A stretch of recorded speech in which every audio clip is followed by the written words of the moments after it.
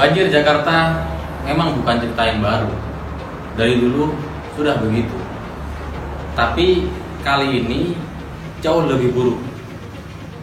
Dan buruknya ada semacam kesengajaan.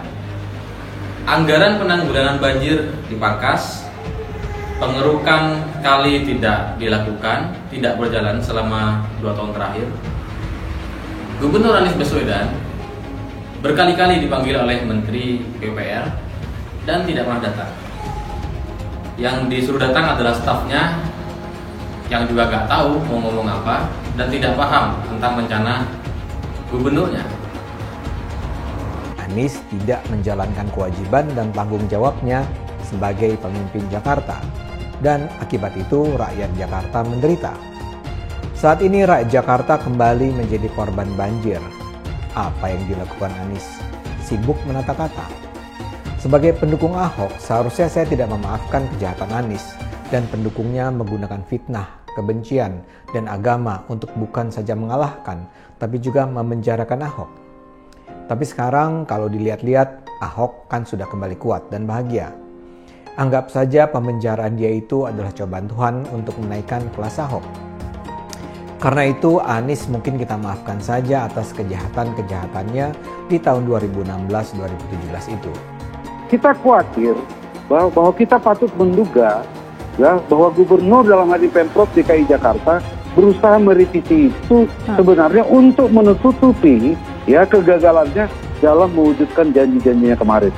Itu sebenarnya dasar pemikiran dari fraksi PD Perjuangan. Namun fraksi PD Perjuangan memberikan suatu jalan keluar. Ayo dong Pemprov koordinasi dulu, katakanlah dulu melakukan ya semacam koordinasi dengan Kemendagri ya, baik. Supaya kita tidak salah dalam tata cara melakukan revisi ini. Itu pandangan fraksi PD Perjuangan.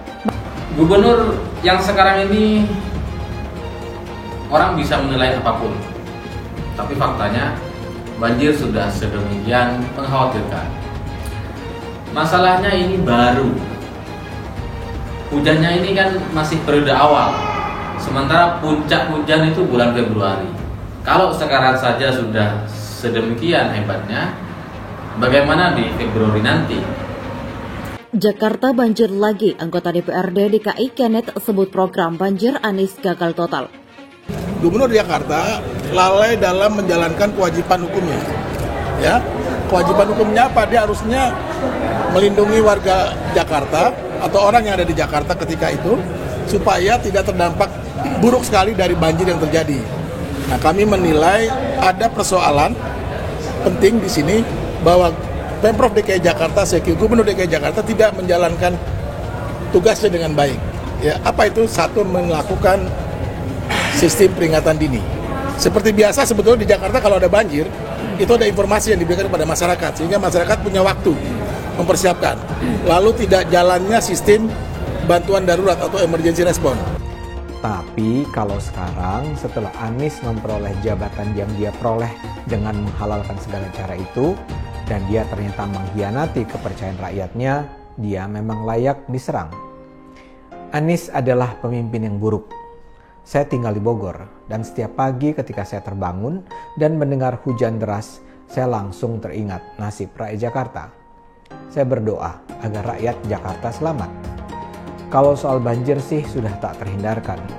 Tapi mudah-mudahan Allah masih melindungi nyawa dan apa yang mereka miliki. Badan Penanggulangan Bencana Daerah atau BPBD DKI Jakarta mencatat 15 ruas jalan dan 4 rukun tetangga atau RT di ibu kota tergenang banjir pada Minggu sore. BPBD mencatat genangan yang sebelumnya terjadi di 15 ruas jalan tergenang dan 9 RT, saat ini menjadi 15 ruas jalan tergenang dan 4 RT. Paparan Kepala Pelaksana BPBD DKI Jakarta Isnawa Aji melalui pesan singkat pada hari Minggu. Hujan berintensitas tinggi menjadi penyebab munculnya genangan tersebut. Berdasarkan data BPBD DKI, genangan air itu meredam wilayah Jakarta Utara dan Jakarta Barat. Kepala Seksi Pemeliharaan Drainase Suku Dinas Sumber Daya Air Jakarta Utara Yursit Suryanegara mengatakan, penyebab banjir di Jakarta Utara hari ini karena curah hujan sebesar 156 mm. Curah hujan ini lebih tinggi ketimbang hujan-hujan yang pernah terjadi pada 2022, kata Yursit. Secara umum penyebab banjir di Jakarta Utara hari ini karena penuhnya sungai dan selokang membuat air tak mampu tertampung sehingga meluap ke permukiman warga. Daerah Tugu Utara itu daerah cekungan. Air harus dibuang ke sungai tetapi sungainya penuh, tadi sudah kami kerahkan pompa. Tetapi surutnya lama karena sungai penuh, ujar Yursid. Adapun di daerah Sungai Bambu, kali tempat pembuangan air penuh karena masih banyak bekas proyek seperti pembangunan jalan tol dan proyek swasta yang lain lanjutnya.